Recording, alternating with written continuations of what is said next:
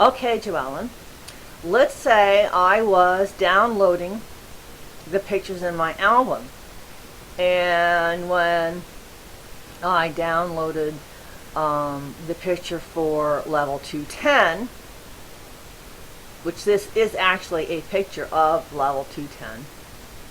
I'm just using this as an example. I haven't marked anything. This is an old test picture I had in my file.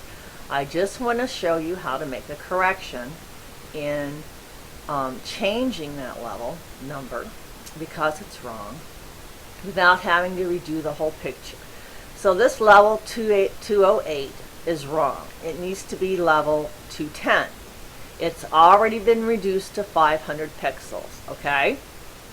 Now, what we have to do is we'll have to do text, but we have to fill in the background so that it's solid and we can write over the top the correct level.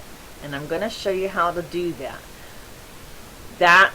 What we have to do is find our background color, and we choose one of these colors. I try to get one that's like close to the background. This one's going to be hard, but let me go with, and you may even find that when you do find a background color, it might be a light color, therefore you have to write your text of your correct level.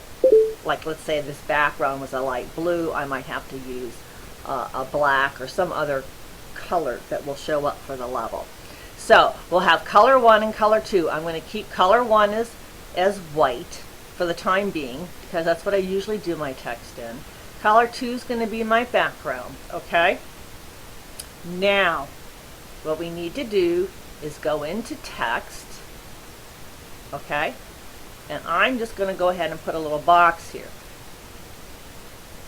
When we originally did the picture, it was in 48. It was in a 48 font. You may or may not be able to do it in that font. You might have to reduce it to 36. A lot depends on the picture and how it shows up. Now what I'm going to do with my text box here, I hope you can see the little dotted lines around it. After I put that text in there, I'm going to try and close this box as close as I can to the original text so that I won't have a lot of area covered in the background. You know, for my correction. You don't want a solid line across the whole bottom. I'm trying to get it as close to that size as possible. Now, it's currently in the transparent format. That means you can only see color number 1, the level. When we put opaque, that gives you a background color. This is the color I'm going to try and change. Let's put it, gee, that's going to be a hard one because I don't have really the color I want. Let's change it to this. Okay, as soon as I click opaque, you're going to see that box fills in with another color. Now I'll try to put this in a 48 font, and if I can't, I'll have to reduce it. See, that's going to be way too big. It's going to come all the way across. So now I'm going to reduce it to 36. And let's see how we do. I usually do an extra space just because it makes it a little more even. Let's see how we do. This is level 210. Okay? And see, I really didn't need this extra box unless my white shows up behind it. I will just backspace.